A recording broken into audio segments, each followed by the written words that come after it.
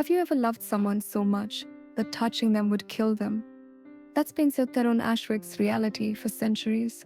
Until tonight, until her, and now he has to choose remain cursed forever or risk destroying the only woman who's ever looked at him without fear. The mist clung to Revan's hollow cemetery like ghostly fingers, thick and suffocating in the November chill. Sir Theron Ashwick moved through the ancient headstones with the silence of a predator, his midnight black armor drinking in shadows rather than reflecting the pale moonlight above. Each step was calculated, precise, the walk of a man who had learned that careless movements could mean death for anyone foolish enough to get too close. 317 years. That's how long he'd wandered this cursed existence, a specter of his former self, unable to touch another soul without bringing swift and terrible death. 317 years of isolation, of watching the world change around him while he remained frozen in time, trapped by a curse born of love and betrayal. The cemetery stretched before him like a vast ocean of marble and grief, each headstone a testament to lives lived and lost while he endured. Raven's Hollow had been his sanctuary for the past 50 years, a place where the dead couldn't judge him and the living rarely ventured after dark. Here, among the forgotten and the mourned, he could almost pretend he belonged somewhere. Tonight felt different, though. The very air seemed to hum with an energy he hadn't felt in decades, the kind of power that made his cursed blood sing with equal parts hope and terror. Magic was stirring in the darkness, ancient and potent, calling to the supernatural forces that had bound his soul for centuries. He paused beside a crumbling mausoleum, its Gothic spires reaching toward the star-scattered sky like desperate prayers. The stone angels that guarded the entrance had weathered badly over the years, their faces worn smooth by rain and time, their wings chipped and broken, yet something in their empty stone eyes seemed to watch him, to whisper secrets he couldn't quite hear. But what Theron didn't know was that someone had been hunting him for months. That's when he heard it, a soft whimper, a barely audible above the whisper of wind through the ancient yew trees. The sound tugged at something deep in his chest, some long-buried instinct to protect and serve that his curse hadn't been able to fully destroy. Following the sound with the silent grace of a hunting wolf, Theron found her. She was lying against a moss-covered gravestone, her slender form barely visible in the pale moonlight. Auburn hair spread like spilled wine across the marble surface, and her skin held the translucent quality of porcelain, stretched too thin. Blood trickled from the corner of her mouth in a thin crimson line, stark against her pale lips. But it was her eyes that stopped Theron's ancient heart, those impossibly green eyes that flickered with an inner light that was fading fast, like emeralds losing their fire. What shocked him most wasn't her beauty, though she was breathtaking in the way that dying things often are, fragile and fierce and heartbreakingly temporary. It wasn't even her obvious distress, the way her breath came in shallow gasps, or the tremor in her hands as she pressed them to her side. No, what stopped the cursed knight dead in his tracks was the way she looked at him.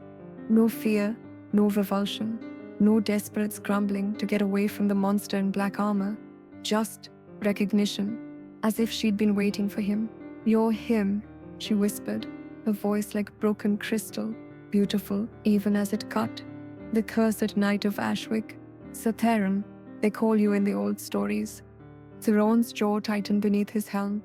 Very few people knew his true name anymore. Most simply called him the Death Knight or the Cursed One, if they spoke of him at all. Hearing his real name on her lips sent an uncomfortable shock through his system. "You should run," he said, his voice rough from years of disuse. "If you know who I am, you know what I am." A ghost of a smile touched her bloodied lips, transforming her face from merely beautiful to absolutely radiant. "Can't run, I'm afraid. Dying, you see," she coughed, and more crimson painted her pale skin like gruesome rouge. "Besides, I've been looking for you for quite some time, Sir Theron. I'm Evangeline Blackthorn, and I know how to break your curse." The name hit Theron like a physical blow. Blackthorn. He'd heard that name before, whispered in the darkest corners of magical society, spoken with equal parts reverence and fear. The Blackthorn line were legendary for their power, their connection to the spaces between life and death, their ability to see truths that others couldn't even imagine. But they were also legendary for their lies. Theron's expression hardened behind his helm, bold words from someone who appears to be bleeding to death. In 3 centuries, Miss Blackthorn, dozens of mystics, witches, and charlatans have claimed they could free me from this curse. All have failed. Most have died trying. Most weren't dying already, Evangeline replied with startling calm. Most wanted something in return: fame, gold, power, your eternal gratitude.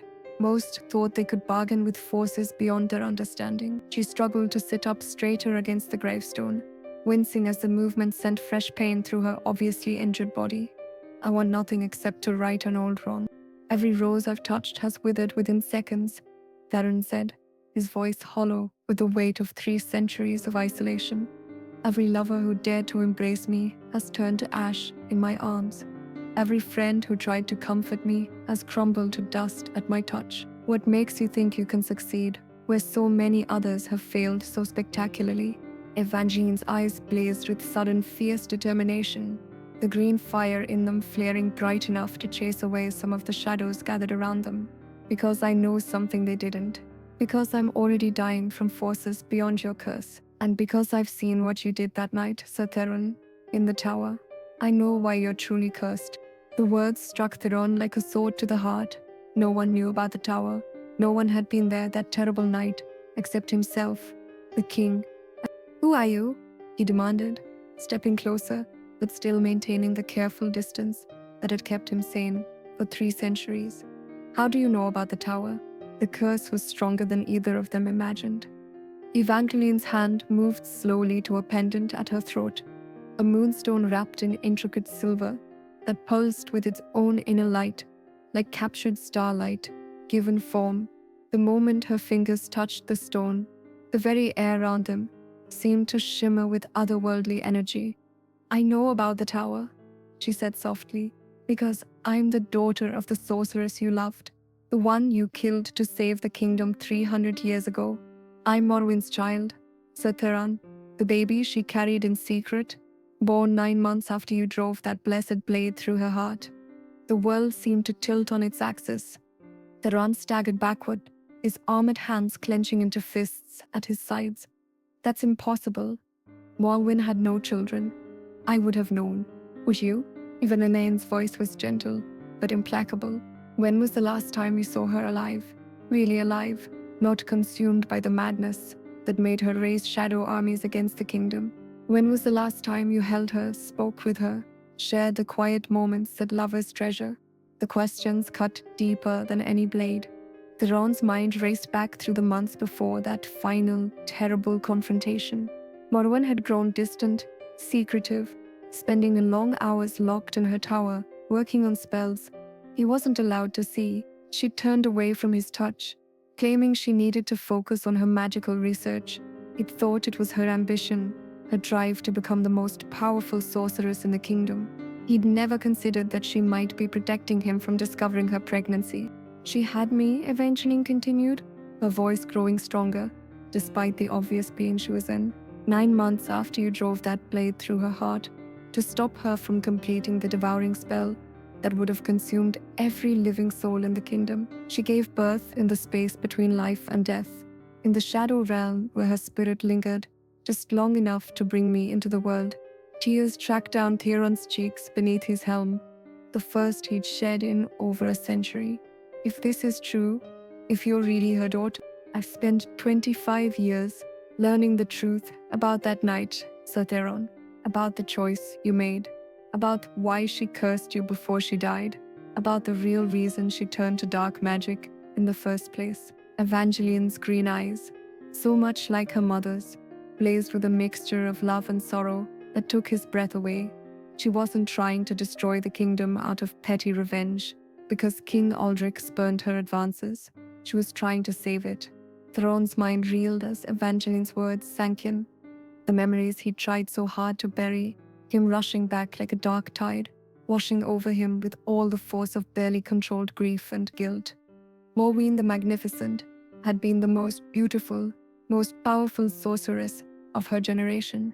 Raven black hair that shone like liquid night, emerald eyes that could see through any deception, and magical abilities that made kings and emperors court her favor. She could have had anything she wanted, anyone she desired. She'd chosen him, a simple knight, loyal but unremarkable, with no title greater than Sir and no wealth beyond his sword and honor. When she'd smiled at him across the king's great hall that first night, he'd thought it was some cruel jest. When she'd spoken to him, he'd been certain she was mistaking him for someone else. When she'd kissed him beneath the moonlight in her tower garden, he'd known he was living in a dream from which he never wanted to wake. For 2 years, they'd been inseparable. She'd taught him about magic, about the delicate balance between light and shadow that kept the world in harmony. He'd shown her the simple pleasures of mortality, the taste of fresh bread, the warmth of a crackling fire, the joy of dancing to tavern music without worrying about maintaining mystical dignity. She'd loved him with a passion that burned like molten gold, and he'd loved her with every fiber of his being. Then, everything had changed. King Aldrich discovered something, didn't he? Evangeline asked softly, watching the play of emotions across what little of his face was visible beneath his helm. Something that threatened not just his rule, but the entire kingdom. Something that made even a king desperate enough to ask a sorceress to work magic that would damn her own soul. Theron nodded slowly, the memories cutting through him like shards of broken glass. The Void Walkers, ancient entities from the spaces between worlds, beings of pure hunger and malevolence that fed on life itself. Aldrich's court magicians discovered that the barriers holding them back were weakening, that within a year they would break through and devour everything in their path. And the only way to stop them was to create a barrier so powerful it would require the willing sacrifice of someone with immense magical ability. Evangeline continued. Someone strong enough to anchor the spell with their very life force. Someone like Mother, she agreed. Theron whispered, his voice breaking. She said it was her duty, her purpose, the reason she'd been given such incredible power. But the magic required to create such a barrier, it was dark, consuming. It began to change her, to eat away at her mind and soul day by day. I watched the woman I loved disappear into something twisted and hungry, and I couldn't stop it. The magic was too strong, Evangeline said, understanding flooding her voice. It was designed to commune with the void, to understand the enemy well enough to create defenses against it. But in touching that darkness, Mother became infected by it. The magic that was supposed to save the kingdom began to turn her into the very thing she was trying to fight. Theron's hands trembled as the full weight of those terrible final months crashed over him. She started speaking in languages that hurt to hear. She would disappear for days at a time, returning with shadows clinging to her like living things. The roses in her garden withered and died. Animals fled from her presence, and her eyes changed color, Evangeline finished softly, from green to black, then to silver, then to something that wasn't quite any color at all. The void was rewriting her from the inside out, turning her into an avatar of everything she'd sworn to protect the kingdom from. I tried to stop her, Theron said, his voice raw with pain that had never fully healed. I begged her to abandon the spell, to find another way, but she said it was too late, that the magic had already taken root in her soul and couldn't be undone. She said she could feel the Void Walkers getting closer every day, could hear them whispering promises of power and destruction in her dreams. And then came the night when she snapped completely. Theron nodded, unable to speak past the lump in his throat. The night when Morwen had emerged from her tower, wreathed in shadow magic, her eyes blazing with alien hunger, and announced her intention to complete the devouring spell, not to create a barrier against the Void Walkers, but to open doorways for them, to feed them the entire kingdom as a sacrifice in exchange for unimaginable power. You chose duty over love, my darling knight, she had whispered as he drove the blessed blade through her heart, the only weapon capable of disrupting her connection to the dark magic. Now you shall live with that choice. Your touch will bring only death until someone loves you enough to die for it. She cursed you with her dying breath, Evangeline said, tears streaming down her face. But she wasn't acting out of malice, said Theron.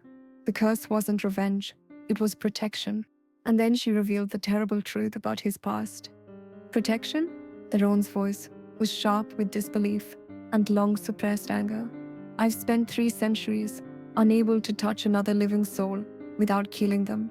I've watched everyone I've ever cared about grow old and die, while I remained frozen in time, untouched by age or disease, but also untouched by warmth, by comfort, by love. How is that protection? Evangeline struggled to her feet, using the gravestone for support, her movements careful and deliberate, despite the obvious pain racking her body. Because Mother saw what was coming. In her final moments, as the dark magic released its hold on her mind, she had a vision of the future. She saw you being hunted by the Void Walker's servants, by dark creatures that would stop at nothing to claim the knight who had killed their would-be avatar. She reached toward him instinctively, then caught herself and let her hand fall to her side. The curse wasn't meant to punish you, Throne. It was meant to make you too dangerous for them to approach. They are beings of corruption and infection. They can only influence living things through touch, through contact, through the bonds between souls. But your curse makes you untouchable. Literally, you became the one person in the world they couldn't corrupt or control. The revelation hit Theron like a thunderbolt. All these years, all this isolation, was Mother trying to protect not just you, but the entire world from what might happen if the Void Walkers got their claws into the knight who understood their magic better than any living person. Evangeline's smile was sad and proud at the same time. You didn't just kill her that night, Theron. You absorbed some of her knowledge, some of her connection to the spaces between worlds. In the hands of the Void Walkers, that knowledge could have been used to tear apart reality itself. But there's more, isn't there? Theron asked, seeing the shadow that passed across her face. Something you haven't told me yet. Evangeline nodded slowly. The curse has an expiration date. Mother built in a safeguard, thinking surely 3 centuries would be enough time for you to find someone capable of breaking it properly.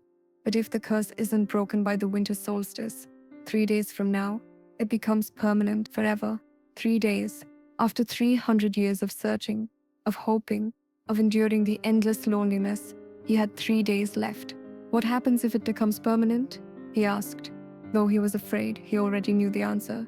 You'll never be able to touch another soul, never love or be loved, never find peace or rest or redemption. The protection will become a prison, and even death will be denied to you. Evangeline's voice was barely a whisper. You'll become truly immortal, truly alone, for all eternity. Why tell me this now? Theron demanded, his voice rough with emotions he thought long dead. Why seek me out? Why reveal these truths? Why give me hope when time is so short? Evangeline met his eyes steadily, her green gaze unwavering despite the pain and exhaustion written across her features. Because I love you. The words were so simply spoken, so quietly delivered, that at first, Theron thought he'd imagined them. Love. The words seemed to hang in the air, between them, like a bridge across an impossible chasm. You don't know me, he said roughly, taking a step backward. You've never met me before tonight. How can you possibly? I've known you my whole life, Evangeline interrupted, her voice growing stronger with each word. Mother showed me everything in her final vision, not just the events of that terrible night, but the man you were before it.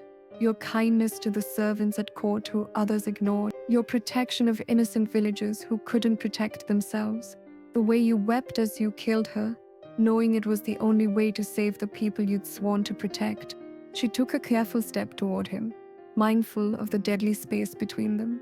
I've seen how you spent the first 100 years of your curse, traveling the world, trying to find ways to help people despite your condition, fighting monsters that others couldn't touch, standing guard over places where ordinary knights would fall to supernatural threats. You could have hidden away from the world, but instead you tried to make your curse serve others. That was a long time ago, Theron said bitterly. I gave up on heroism when I realized that I was more dangerous to innocent people than the monsters I was fighting. You saved 12 villages from werewolf packs. You stopped a vampire lord from building an army of the undead. You prevented 3 different necromancers from opening doorways to the realms of the dead. Evangeline's eyes blazed with fierce pride, and you did it all while carrying a curse that made every victory hollow, every triumph meaningless, because you could never share them with anyone. How do you know all this? Because I've been tracking your movements for the past 5 years, following the stories, investigating the legends, because I've talked to the descendants of people you saved, people who still tell stories about the mysterious knight in black armor who appeared when all hope was lost and vanished again before they could thank him properly.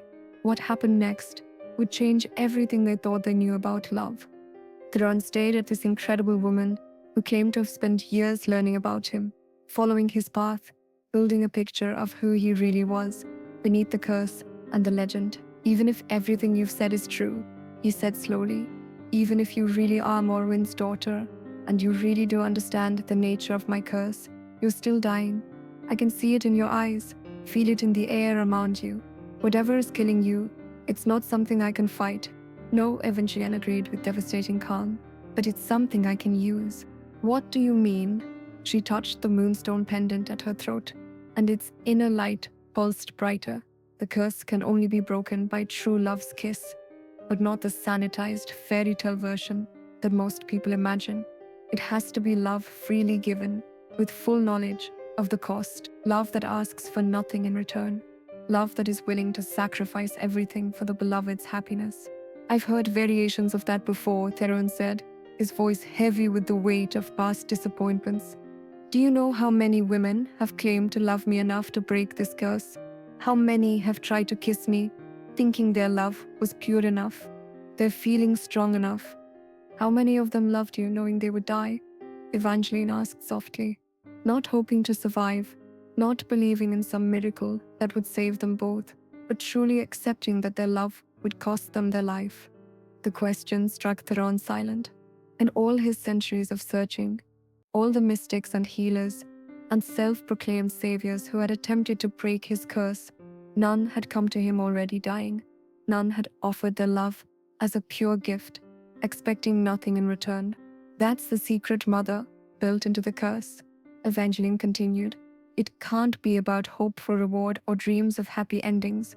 It has to be about love itself, the kind of love that gives freely, without condition, without expectation of survival or reciprocation. You're asking me to let you die for me. I'm asking you to let me love you the way you deserve to be loved. Evangeline's smile was radiant, despite the blood on her lips.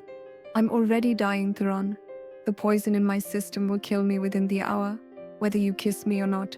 But this way, my death can mean something. This way, I can give you back your humanity. Poison? Theron's eyes narrowed. You said you were dying, but you didn't say how.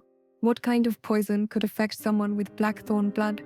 Before Evangeline could answer, a slow clapping sound echoed through the cemetery, mocking and deliberate. Both Theron and Evangeline spun toward the sound, though neither could see its source in the shifting shadows between the headstones. Magnificent performance, said a voice like grinding stone and bitter ash. Truly magnificent. The cursed knight and the witch's bastard, discovering each other in a graveyard at midnight. It's almost too perfect to be real. A figure emerged from behind a massive oak tree, tall and lean and wrapped in flowing black robes. The hood was pulled up, hiding the speaker's face in impenetrable darkness, but there was something in the way he moved that spoke of ancient power and malevolent intelligence. Who are you? Theron demanded, his hand moving instinctively to his sword hilt. Show yourself. Oh, I think not, the figure replied with dark amusement. Not yet. There's still so much delicious anticipation to savor. Tell me, Miss Blackthorn, have you informed our dear knight about the true nature of your condition? Evangeline had gone very pale, paler even than the blood loss and pain had made her. Malika, she whispered, the name falling from her lips like a curse. You know him? Theron asked, not taking his eyes off the threatening figure. He was Mother's apprentice, Evangeline said, her voice tight with fear and old pain. Before she turned to the dark magic, before the corruption began, she had a student, someone she trusted with her deepest secrets, someone she believed would carry on her work after she was gone. But someone was watching from the shadows. The figure lowered his hood, revealing a face that might once have been handsome, but was now twisted with malice and scarred by dark magic. Where his eyes should have been, there were only hollow sockets filled with swirling shadows. His skin was the color of old parchment, stretched tight over sharp bones, and when he smiled, his teeth gleamed like broken glass. Malakar the Forsaken, Theron breathed, recognition hitting him like a physical blow. I thought you were dead. Dead? Oh, my dear knight. Death is such a limiting concept. I transcended such mortal concerns decades ago. Malakar's laugh was like the sound of bones breaking. Though I must admit, the process was unpleasant. Watching one's beloved teacher descend into madness, seeing her choose duty over student, over family, it changes a person. You're the one who's been poisoning her, Theron realized, his hand tightening on his sword.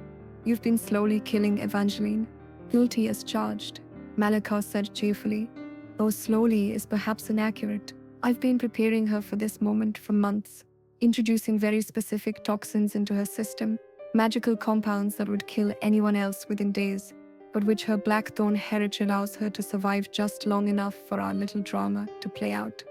Evangeline swayed on her feet, and Theron caught her arm to steady her before remembering his curse. His touch should have killed her instantly, should have turned her to ash and dust in seconds. Instead, she merely gasped, her skin growing cold beneath his fingers. Interesting, Malakar observed. The curse is already beginning to weaken, isn't it? Her proximity to death, her willingness to sacrifice herself, her genuine love for you. It's creating cracks in the magical structure, not enough to break it, mind you, but enough to make physical contact possible for brief moments. What do you want? Theron demanded, still supporting Evangeline with one arm, while keeping his other hand on his weapon. What I've always wanted, Malakar replied. To finish what Morrowind started, to complete the work she abandoned when she chose to sacrifice herself for a world that never deserved her power. You see, Malakar continued, beginning to pace in a wide circle around them. Breaking your curse isn't just about love and sacrifice, and other such sentimental nonsense. It's about power. Specifically, it's about the massive release of magical energy that occurs when a curse that old and that strong is finally shattered. He gestured grandly, shadows writhing around his fingers like living smoke. For 3 centuries, that curse has been building in intensity, growing stronger with each passing year, each failed attempt to break it, each moment of despair and loneliness and rage. It's become a reservoir of incredible dark energy, just waiting to be tapped by someone with the knowledge and skill to harvest it. The curse is energy, Evangeline whispered, understanding dawning in her eyes. That's what you're really after. You don't care about freeing Theron or honoring Mother's memory. You want to use the power released by breaking the curse to fuel your own dark magic. Very good, my dear, Malakar said approvingly. Your mother always said you are quick to grasp complex, magical concepts. Yes, I want that power. With it, I can complete the work Maureen abandoned. I can open the doorways she was too weak to unseal, summon the allies she was too frightened to embrace. The Void Walkers, Theron said, pieces of the puzzle falling into place. You want to bring them through. I want to become one of them, Malakar corrected, to transcend the limitations of human form and join the entities that exist in the spaces between worlds. But such a transformation requires enormous amounts of energy, the kind of energy that can only come from breaking a curse as powerful as yours. He stopped pacing and fixed his empty eye sockets on Evangeline, which is why I've spent so much time preparing our dear Miss Blackthorn for this moment. The curse can only be broken by someone who dies for love. And thanks to my little cocktail of exotic poisons, she's going to die tonight, whether she kisses you or not. But here's the truly beautiful part, Malakar continued, his voice dripping with malicious satisfaction. The poisons I've been feeding her aren't just killing her, they're transforming her. preparing her body to channel and amplify magical energy in ways that would normally be impossible. Evangeline looked down at her hands, and Theron could see that her skin was beginning to glow with a faint, silvery light. "What have you done to me?" "Made you into the perfect conduit," Malekar replied.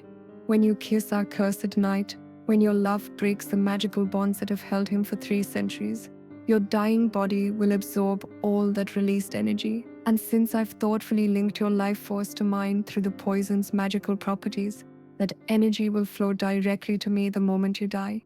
"You're using her as a battery," Theron said, rage building in his voice. "A magical capacitor to store and transfer power." Such crude terminology, but essentially accurate. Malakar shrugged. "Life spent 25 years perfecting this plan, studying the curse's structure, learning its weaknesses, finding the one person in the world who could break it properly." Evangeline's heritage, her emotional connection to you through her mother, her genuine capacity for self-sacrificing love. She's the perfect key to unlock the prison Maureen created around you. "And if I refuse to kiss her?" Theron asked. "If I don't break the curse, then she dies anyway from the poison, and I kill you both and wait for the curse to become permanent in 3 days. Either way, I win, but I'd much rather have that energy to work with." Malakar's smile was razor sharp. "Besides, can you really look at this brave, beautiful woman who spent her life learning to love you and condemn her to a meaningless death? Can you really let her sacrifice be for nothing?" The real test was just beginning. Theron looked at Evangeline, seeing the silvery glow spreading through her veins like liquid moonlight, watching the way she swayed on her feet as the poison continued its deadly work. She was dying. He could see it in her eyes, feel it in the energy around her. Whether he kissed her or not, whether the curse was broken or not, she would be dead within the hour. "There has to be another way," he said desperately. "Some other solution that doesn't involve you dying or Malika getting what he wants." "I've thought about this for years," Evangeline replied softly. "I've studied every aspect of the curse, every possible method of breaking it, every potential loophole or alternative. This is the only way, Theron, the only way to free you from the prison Mother built around you. But if I break the curse, if I give Malakar access to all that power, then you'll have to stop him afterward," she said simply. "You'll be free to touch, free to fight, free to be the hero you were always meant to be. The curse protected you from the Void Walker's corruption, but it also prevented you from actively fighting them. Once you're free, you can do what you were born to do, stand against the darkness and protect the innocent." Melachar laughed, the sound echoing off the surrounding headstones. "Oh, this is rich? She actually thinks you'll be able to stop me once I have access to 3 centuries worth of stored curse energy. My dear girl, I'll be powerful enough to tear holes in reality itself. What can one freed knight do against that kind of power?" "More than you think," Theron said quietly, and something in his voice made both Evangeline and Malakar look at him sharply. "There are things about the curse you don't understand, Malakar, things Maureen built into it that even Evangeline doesn't know, such as..." Theron met Evangeline's eyes, seeing the trust and love shining there, and felt something crack open in his chest. Some wall he'd built around his heart to protect himself from 3 centuries of disappointment and loss, such as the fact that the curse doesn't just prevent me from touching others without killing them. It also allows me to touch things that shouldn't be touchable, magical constructs, incorporeal entities, pure energy itself. Understanding dawned in Evangeline's eyes. You can touch the curse directly, not just break it, but control how it breaks, direct where the energy goes. Exactly, which means that when you kiss me, when your love shatters the magical bonds holding me, I can make sure that released energy doesn't go to Melekar. I can channel it, redirect it, use it myself if necessary. Melekar's expression shifted from triumph to uncertainty. "That's impossible." The curse structure doesn't allow for that kind of manipulation. The curse structure was designed by someone who loved me, Theron interrupted. Someone who wanted to protect me, not just from the Void Walkers, but from anyone who might try to use me or my power. for evil purposes. Did you really think Morwen would create a curse that could be easily exploited by her own apprentice?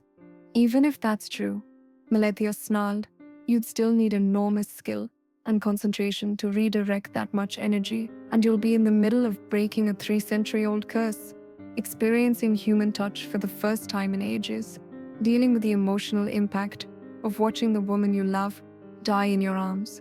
Do you really think you'll be capable of complex magical manipulation under those circumstances? Theron looked at Evangeline, seeing the way the silvery light was spreading through her body, the way her breathing was becoming more labored with each passing moment. She was running out of time, and so was he. In less than 72 hours, the curse would become permanent, and this chance, perhaps the only real chance he'd ever had, would be lost forever. Maybe not, he admitted, but I have to try, because the alternative is letting you win, letting you bring the Voidwalkers into this world. Letting innocent people suffer for my cowardice is not cowardice, Evangeline said softly, reaching toward his face with one glowing hand. It's love. You're choosing to risk everything for love. Love of me, love of humanity, love of the world.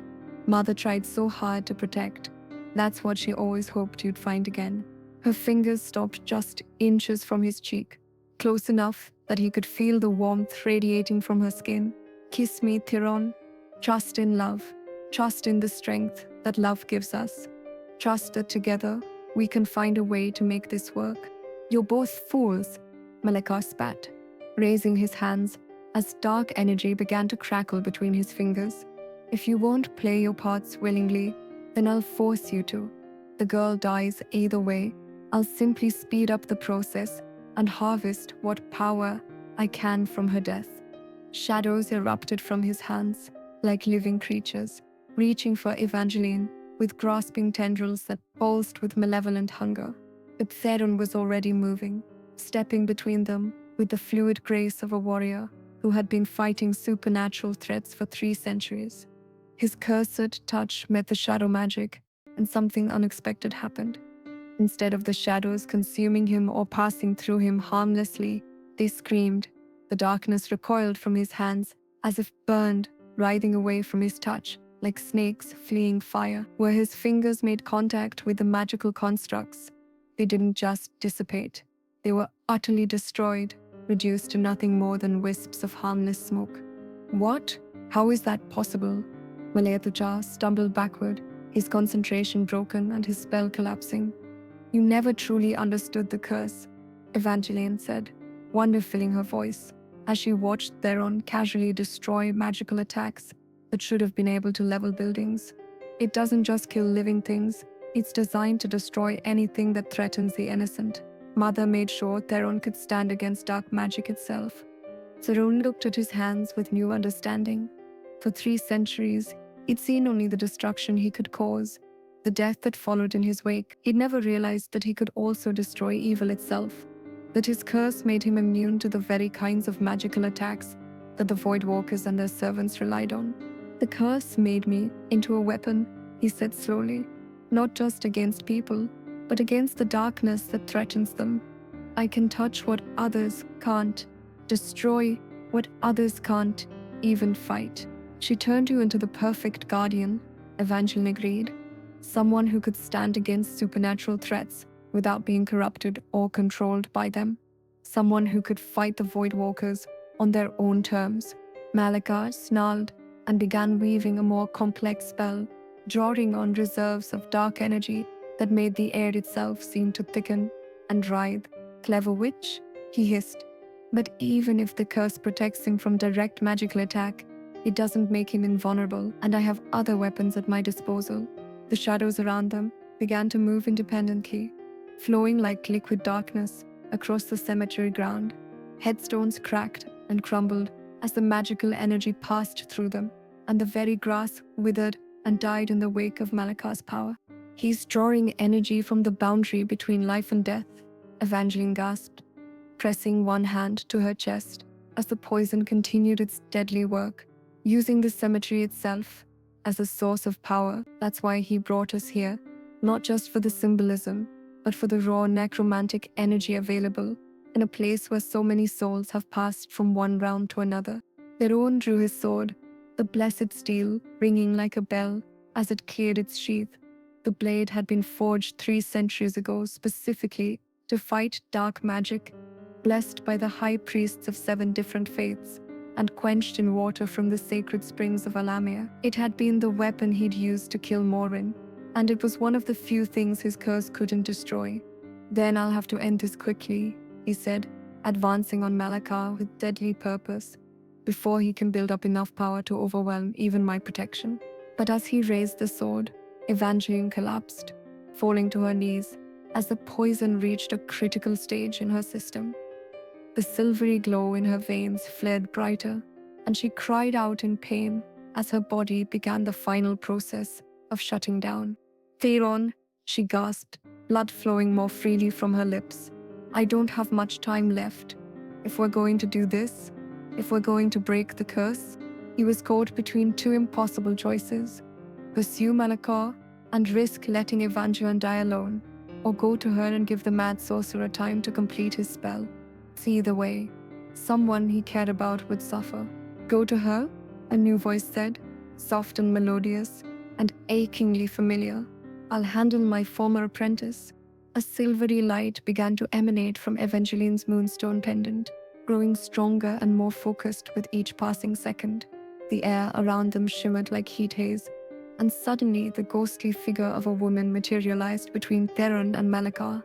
She was exactly as beautiful as Theron remembered. Raven black hair, flowing like liquid night, emerald eyes that could see through any deception, and features that seemed carved from ivory and starlight. But there was a peace in her face, now that had been missing in those final terrible months before her death.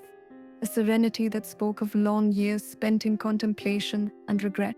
Morwen, Theron breathed, his voice breaking on the name.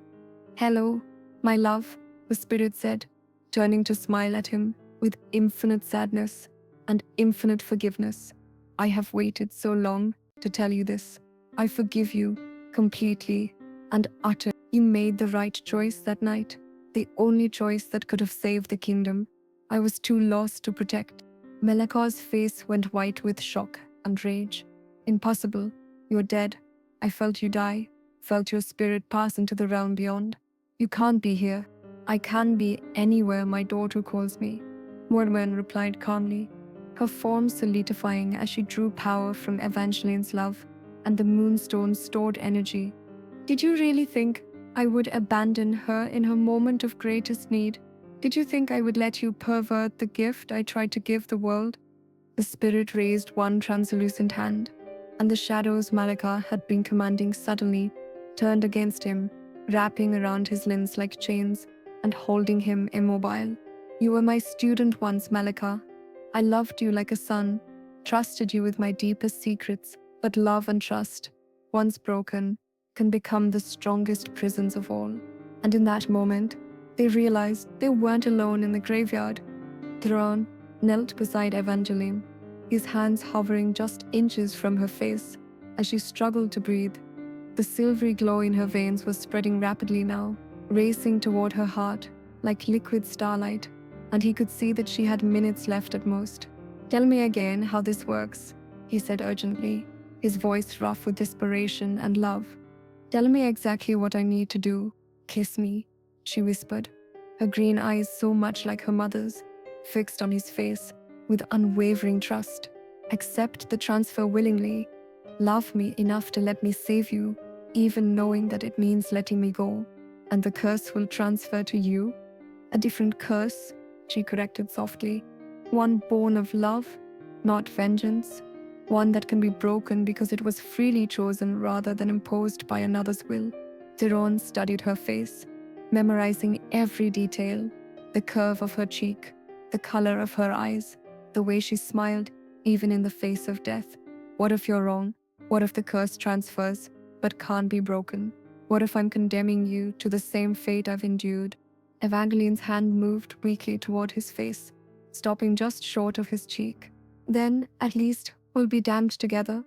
That's more than either of us has had in a very long time. Behind them, Mornwind's spirit was locked in battle with Malakar, her ghostly form blazing with silver fire as she fought to contain the dark magic he was pouring into the cemetery. "Hurry, my darlings," she called out, her voice strained with effort. "I can't hold him forever. The boundary between worlds grows thin here, and his power draws strength from the realm of the dead." "Do it," Evangeline urged, her voice growing weaker. "Trust in love, Theron. Trust in the bond between us. Trust that some things are stronger than curses, or death, or the schemes of madmen." Theron looked into the eyes of the woman who had spent her life learning to love him, who was offering everything she had for his freedom, and felt the last of his defenses crumble.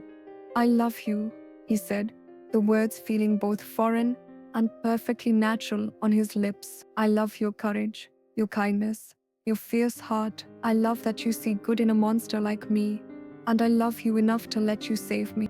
He leaned down and pressed his lips to hers. The effect was immediate and overwhelming. Light exploded from the point of contact, not the harsh, burning light of destructive magic, but the warm, golden light of sunrise after the longest night. Theron felt the curse leave him like a physical thing, flowing out of his body and into hers, carried by the bridge of love they had built between their souls. But as it transferred, it changed. Where his curse had been black and twisted with vengeance and despair, hers was silver and bright with love and willing sacrifice. Where his had brought only death and isolation, hers brought transformation and connection. The magic recognized the difference in how it was received, in the spirit that welcomed it, and it adapted accordingly. Evangeline's body convulsed once as the curse took hold, and for a terrifying moment, Theron thought he had killed her after all.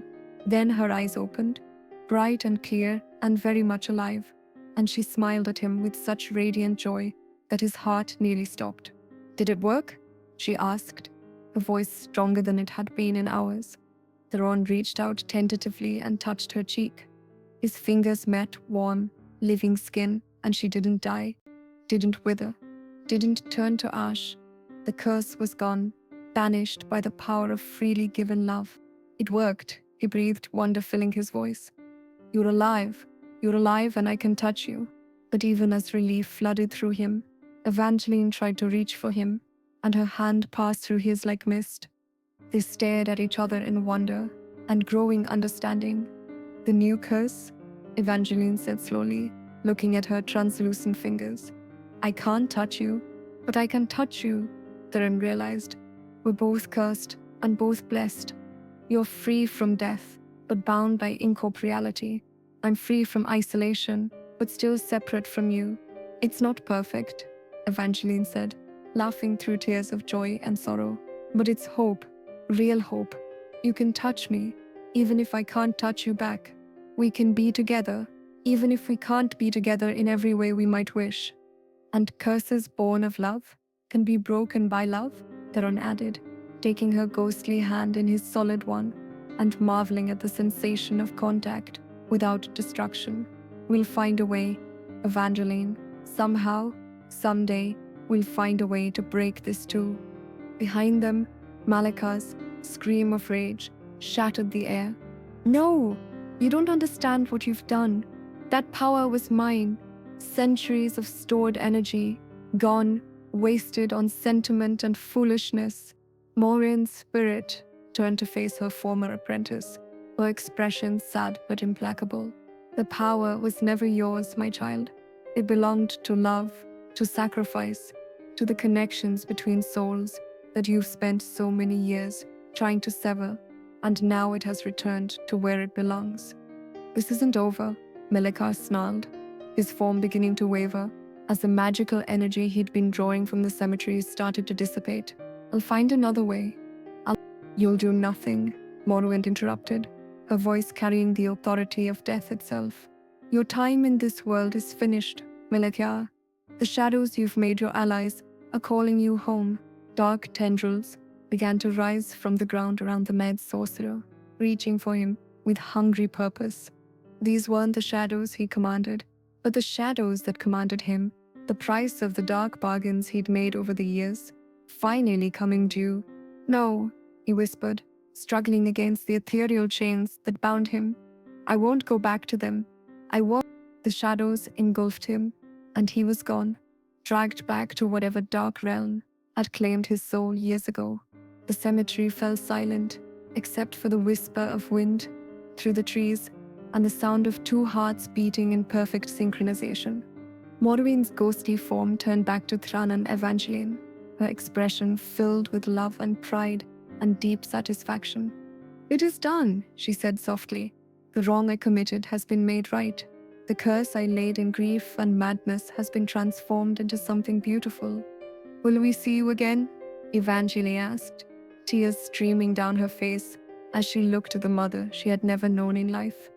"I am always with you, my darling daughter, in the moonstone at your throat, in the love that fills your heart, in the strength that carries you through dark times." Morwen's form was beginning to fade as the energy that had summoned her was exhausted. "But my time in this realm is truly finished now. I can rest, knowing that my love has found a way to heal instead of harm." She turned to Theron one last time. "Take care of her, my knight. Love her as she deserves to be loved. And remember, the greatest curses can become the greatest blessings when they are touched by willing sacrifice." "I will," Theron promised, his voice thick with emotion. "I swear it on my honor, as a knight and my love for her." Morwen smiled, the expression transforming her ghostly features into something radiant and peaceful. "Then my work here is done. Be happy, my loves. Be free. Be everything I always hoped you could become." The spirit faded like morning mist, leaving behind only the scent of roses and the echo of a mother's love. As the first light of dawn touched the cemetery, painting the headstones in shades of gold and silver, Theron and Evangeline found themselves alone among the graves. The battle was over, the curse was transformed, and they were together in ways they had never dared to hope. "What do we do now?" Evangeline asked, marveling at the way her ghostly form seemed to glow in the early morning light. "Now we live," Theron said simply, taking her translucent hand in his and feeling the miracle of contact without death. "We learn what it means to love and be loved. We explore this new existence we've created together. We find ways to help others who are trapped by circumstances beyond their control. And we work on breaking this new curse. When we're ready, when we've learned everything we can from it, when we understand what it's meant to teach us." Theron brought her ghostly fingers to his lips and kissed them gently. "But there's no hurry, my love. We have time now, all the time in the world." They walked hand in hand through the cemetery as the sun climbed higher, casting their shadows, one solid, one translucent, across the ancient stones. They had been changed by love, transformed by sacrifice, and freed by the power of willing hearts. It wasn't the ending either of them had imagined, but it was theirs. And for two souls who had spent so long alone, that was more than enough. 1 year later, Theron and Evangeline had learned to navigate their strange new existence with grace and joy. They had found a small cottage on the outskirts of Raven's Hollow, close enough to the cemetery where they'd met, but far enough from town to avoid awkward questions about why only one of them cast a shadow. Evangeline's incorporeal state allowed her to go places and see things that no living person could access, making her invaluable in helping to solve mysteries and find lost souls. Theron's newfound ability to touch without killing made him a powerful healer and protector, able to comfort the grieving and fight supernatural threats that others couldn't even perceive. Together, they had helped reunite dozens of separated lovers, solved crimes that had baffled local authorities for years, and provided comfort to countless people dealing with loss and isolation. They were building a life together, different from what either had imagined, but beautiful in its own unique way. "I've been thinking," Evangeline said one evening as they sat by their fireplace, her ghostly form curled against his solid warmth in a position that should have been impossible but somehow worked perfectly for them. "About what?" Theron asked, stroking her translucent hair and marveling, as he did every day, at the sensation of touching someone without bringing death. "About the curse, about how it can be broken." She looked up at him, with those green eyes that had captured his heart from the first moment he'd seen them. I think I understand now what Mother meant when she said that curses born of love can be broken by love. Tell me, it's not about grand gestures or magical formulas or dramatic sacrifices, Evangeline explained, her voice soft with wonder. It's about the choice to love day after day, despite obstacles and limitations and imperfections. It's about building something beautiful together, even when the circumstances aren't ideal. Theron nodded slowly, understanding blooming in his chest. The curse isn't something to be fought or overcome. It's something to be lived with, accepted, transformed by the simple act of choosing each other over and over again. Exactly. Every time you touch me, knowing I can't touch you back. Every time I comfort you, knowing I can't embrace you properly. Every time we choose joy over sorrow and hope over despair, we're wearing away at the magical bonds that hold us apart. Love as erosion rather than explosion, Theron mused. Gentle, persistent, irresistible. The curse was born from a moment of intense emotion, my decision to save you, your acceptance of my sacrifice, but it can only be broken by sustained emotion, by the daily choice to love despite everything that tells us we should despair. Evangeline sat up, her ghostly form shimmering with excitement. That's why it's taken this long. The curse needed time to be sure our love was real, lasting, unshakable. It needed to see that we could build happiness together, even under impossible circumstances. And now, Theron asked, though he thought he already knew the answer. Now it's almost ready to let go.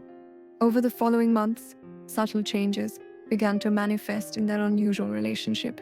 Evangeline's form grew slightly more solid, able to affect physical objects for longer periods. Theron found that he could sometimes feel her touch, faint but unmistakable, when she tried to caress his face or hold his hand.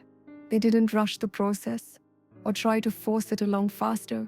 Instead, they focused on the life they were building together, the small daily rituals that made up the substance of love. Morning conversations over tea that only Theron could drink, but which Evangeline could smell, and enjoy. Evening walks through the cemetery where they'd first met, now transformed from a place of death and sorrow into a garden of memory and hope. They helped other couples navigate difficult relationships, drawing on their own experience of loving across seemingly impossible barriers. They provided comfort to the dying and the grieving, showing by example that love could transcend even death itself. They became legends in their own right, the knight who could touch ghosts and the spirit who loved so purely that she had chosen to remain in the world of the living. It's working, Evangeline said, one evening, as they danced to music only they could hear, a ghostly form spinning in his arms with increasing solidity. I can feel it. The curse is loosening its hold, thread by thread, day by day. How much longer?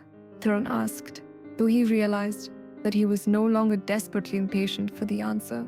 This strange in-between existence they shared had its own beauty, its own unique joys. Not much longer now, she replied, and in her voice he heard the certainty of someone who had learned to read the subtle currents of magic and love. The winter solstice approaches, exactly 2 years since the night we met. I think that's when it will happen. As the winter solstice drew near, Theron found himself both eager and nervous about the approaching resolution. They had built such a beautiful life together within the constraints of the curse.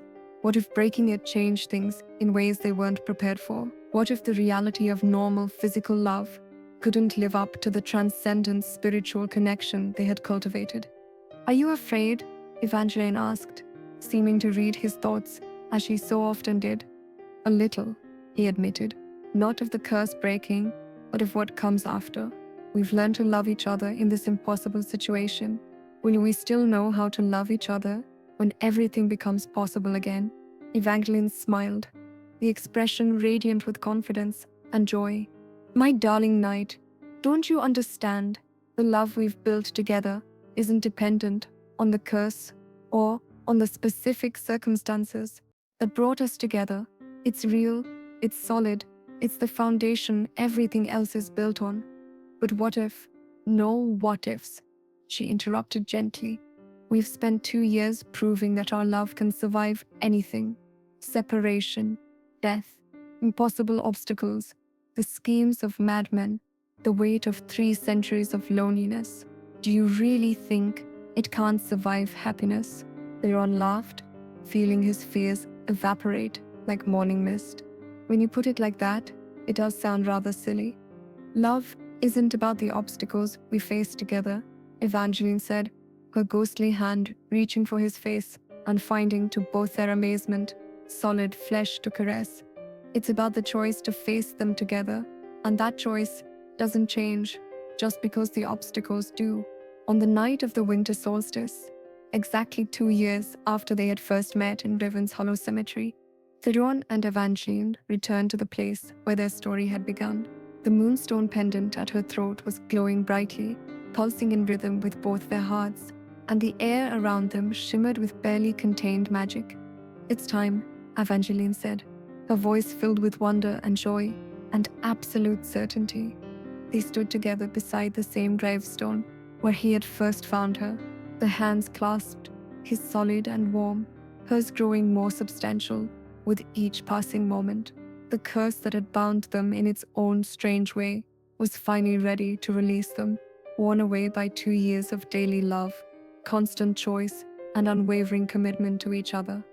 "I love you," Theron said, the words carrying the weight of every day they had spent together, every obstacle they had overcome, every moment of joy and sorrow and hope they had shared.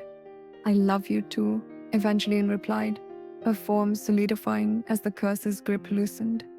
"Not just for what you've given me, but for what we've built together, for the life we've created out of impossible circumstances." She reached for his face with fingers that were no longer translucent, and this time her touch was warm and solid and completely wonderfully real. The curse broke not with fanfare or explosion, but with a gentle sigh, like a breath being released after being held too long. The magic that had bound them apart simply let go. They were married that very night, in the same cemetery where they had met, with the stars themselves seeming to dance in celebration overhead. There were no guests save the spirits of the dead who watched with approval from their eternal rest. No priests save the moonlight that blessed their union. No music save the whisper of wind through the trees. But it was perfect. Evangeline's dress was woven from moonbeams and starlight, a creation of pure magic that materialized around her as the curse broke. Theron's armor had transformed as well, the black metal now shining silver in the moonlight, reflecting the hope and joy that filled his heart. They spoke their vows in words that had never been written in any prayer book, but which came straight from their souls. "I choose you," Theron said, his voice carrying across the cemetery like a bell. "Not just for tonight, not just for the easy times, but for every day that comes after. I choose to love you when love is hard, to stand by you when standing is difficult, to build with you whatever life we can imagine together. I choose you," Evangeline echoed, tears of joy streaming down her face. "Not because of the curse that brought us together, not because of the circumstances that shaped our meeting, but because of who you are beneath all of that. I choose to love you for your courage, your kindness, your willingness to sacrifice everything for others. I choose to build a life with you that honors the love that freed us both." They kissed as husband and wife for the first time, and the whole world seemed to sigh with contentment. Years passed, and the story of the cursed night and the witch's daughter became legend. But Theron and Evangeline didn't live in the past. They built a future together that was more beautiful than either had ever dared to imagine. They established a sanctuary for those touched by supernatural curses, a place where people dealing with magical afflictions could find help, hope, and understanding. They became known throughout the land as healers and protectors, using their unique experiences to help others navigate the complex world where magic and mortality intersect. Evangeline's blackthorn heritage allowed her to see and communicate with spirits, while Theron's former curse had left him with the ability to touch and fight supernatural threats that others couldn't even perceive. Together, they were uniquely qualified to help bridge the gap between the world of the living and the realm of the dead. They had children, 3 daughters, with Evangeline's green eyes and Theron's steady courage, each blessed with their own small magics and their own capacity for love. They taught their girls that love was not about finding someone perfect, but about choosing to build something beautiful with someone whose imperfections complemented your own. As they grew old together, their love only deepened. They learned that true happiness wasn't about having every dream fulfilled, but about finding joy in the dreams you were living. They discovered that the greatest adventure wasn't conquering impossible obstacles, but in choosing each other again and again, day after day, year after year. And sometimes, late at night, visitors to Revan's Hollow Cemetery reported seeing two figures walking hand in hand among the graves, a knight in silver armor and a woman in flowing white, helping other lost souls find their way home. But more often, they could be found in their cottage, surrounded by their children and grandchildren, telling stories of love that conquers death and hope that overcomes despair. They lived, not happily ever after, for that implies an ending, but happily ever after, day by day, choice by choice, in the magnificent, ordinary miracle of choosing each other again and again. And in the end, that was the greatest magic of all.